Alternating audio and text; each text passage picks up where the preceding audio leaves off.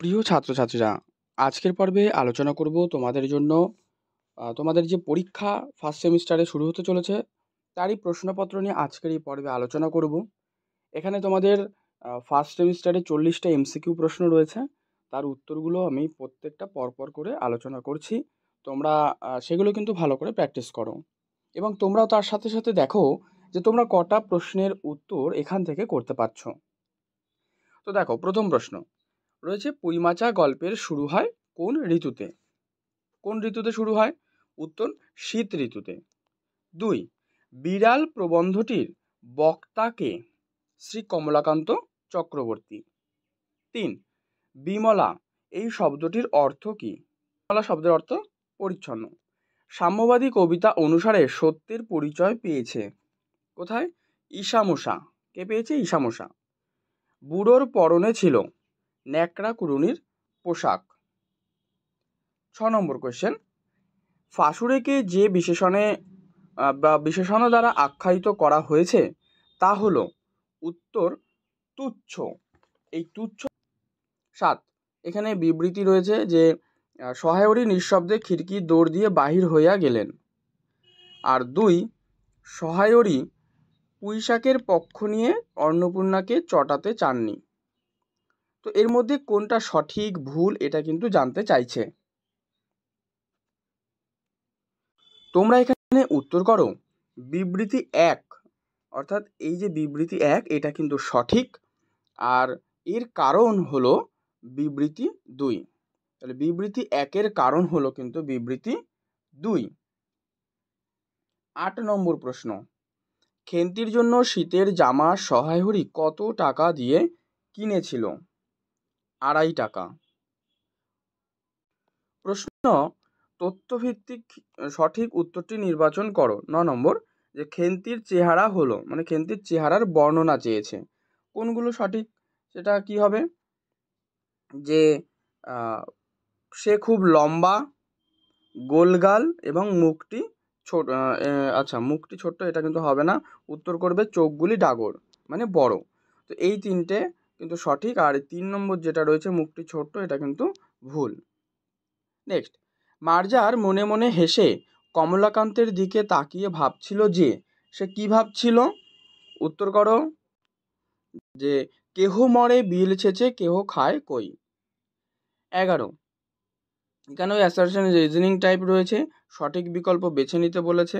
বিবৃতি আর কারণ, সামাজিক ধনবৃদ্ধি ব্যতীত সমাজের উন্নতি নাই, আর আমি যদি খাইতে না পাইলাম তবে সমাজের উন্নতি লইয়া কি করিব। এটা অপশন ঘ করো সঠিক উত্তর। যে এ এবং আর এই দুটোই সঠিক বক্তব্য, কিন্তু এই আর এর কিন্তু যথাযথ কারণ নয়। তো যোগায় অমৃত ফল, কে যোগায়? উত্তর, সুদীর্ঘ গাছেরা। 13, শূন্যস্থান দেওয়া রয়েছে, এটা আমি একেবারে তোমাদের পূরণ করে উত্তরটি বলছি। গোসাইরা, যদি গোসাইরা চৌকিদার ডেকে তোমায় ধরিয়ে দেয়। এটি। অন্নপূর্ণা পিঠে বানাচ্ছিল, মানে কোন দিনে? পৌষ সংক্রান্তির দিনে। আমরা কিছু পাইব না কেন? বিড়াল এখানে কি না পাওয়ার কথা বলেছে? এখানে কি না পাওয়ার কথা বলেছে? এখানে সে ক্ষীর, সর, দুগ্ধ, দধি, মৎস্য, মাংস এগুলো না পাওয়ার কথাই কিন্তু বলেছে। ঠিক আছে, সত্য মিথ্যার বিকল্প বেছে নিতে হবে। এখানে উত্তর করবে ক, মানে এই 1 নম্বরটা সত্য, 2 মিথ্যা, 3 মিথ্যা, 4 সত্য। এটা হবে সঠিক। 17 নম্বর, কোথায় আরও শক্ত করে জড়িয়ে দেওয়া হয় ফাঁস? হাতে, পায়ে, কোমরে নাকি গর্দানে? উত্তর, গর্দানে। তারপরে রয়েছে 18 নম্বরে যে শূন্যস্থান, পুঁই পাতা জড়ানো দ্রব্যটি মেলিয়া ধরিয়া বলিল। ঠিক আছে, কি বলিল? যে পাটিসাপটা, মুক্তোক্তি, চিংড়ি মাছ নাকি ক্ষীর? এখানে তোমরা উত্তর করে দাও যে চিংড়ি মাছ। এরপরে স্তম্ভ রয়েছে, স্তম্ভে উত্তর করো অপশন খ, মানে সহায়হরি। ঠিক আছে, সে হচ্ছে উদাসীন, কারণ তার মেয়ের যে বয়স হয়েছে বিয়ে দিতে হবে এই ব্যাপারে সে কিন্তু সম্পূর্ণ উদাসীন ছিল। অন্নপূর্ণা, এটা করো ব্যক্তিত্বময়ী। খেন্তি, সে হচ্ছে একজন ভোজন রসিক, আর কালীময় ঠাকুর ছিল রক্ষণশীল। শূন্যস্থান, যে আমি চুরি করি আর যাই করি আমি তোমার ড্যাশ মূলীভূত কারণ। উত্তর করবে ধর্ম সঞ্চয়। সাম্যবাদী কবিতা অনুসারে কি শুনে শাক্যমুনি রাজ্য ত্যাগ করেছিলেন? উত্তর রাজ্যের মানুষের বেদনার ডাক শুনে। 22 নম্বর রয়েছে সে যে ড্যাশ ছাড়া আর কিছুই খায় না। সে যে বেগুন ভর্তা ছাড়া আর কিছুই খায় না। বিশাল ডানাওয়ালা এক তুরতুরে বুড়ো থেকে নেওয়া। এবারে আবার রয়েছে অ্যাসার্শন রিজনিং টাইপসের বিবৃতি আর কারণ। কবি সাম্যের গান গেয়েছেন, এটা বিবৃতি এ। আর কারণ হচ্ছে কবি চান পৃথিবীতে সব ধর্মের ব্যবধান মুছে যাক। তো উত্তর হবে অপশন খ, এ এবং আর দুটোই সঠিক, কিন্তু আর এর সঠিক কারণ। ঠিক আছে, এবারে হচ্ছে কবিতা অনুসারে সঠিক ক্রম নির্ণয় করো। আচ্ছা, তোমরা এগুলো দেখে নাও, আমি জাস্ট উত্তরটা বলে দিয়ে করো অপশন গ, 3, 1, 4, 2। শূন্যস্থান, এই রণভূমে বাঁশির কিশোর গাহিলেন। বাঁশির কিশোর কি গাহিলেন? মহাগীতা। উইলিয়াম জোন্স কত খ্রিস্টাব্দে কলকাতায় রয়্যাল সোসাইটির অধিবেশনে ভাষা বিষয়ে বক্তব্য রাখেন? 1786 খ্রিস্টাব্দে। সাঁওতাল ভাষার লিপির নাম কি?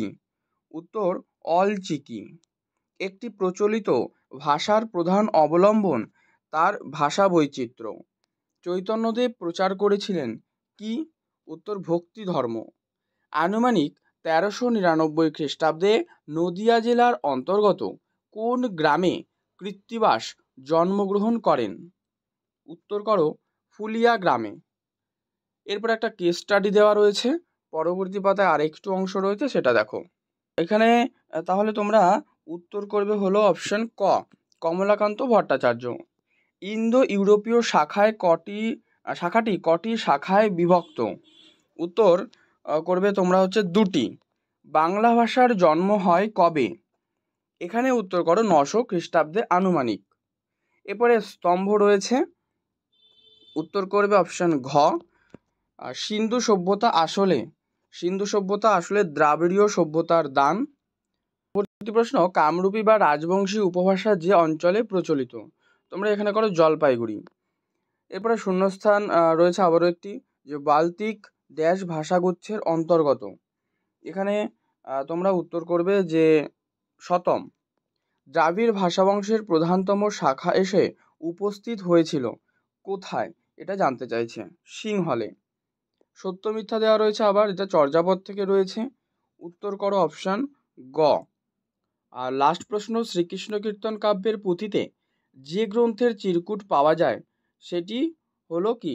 সেটি হলো শ্রীকৃষ্ণ সন্দর্ভ। তো এই হচ্ছে তোমাদের 40টা প্রশ্ন আলোচনা করলাম। পর্ব ভালো লাগলে লাইক করো, শেয়ার করো, চ্যানেলে নতুন হলে সাবস্ক্রাইব করো। আর তোমরা অবশ্যই এই ভিডিও ডেসক্রিপশন বক্সে দেওয়া যে টেলিগ্রামের লিঙ্ক রয়েছে সেখানে যুক্ত হয়ে যাও।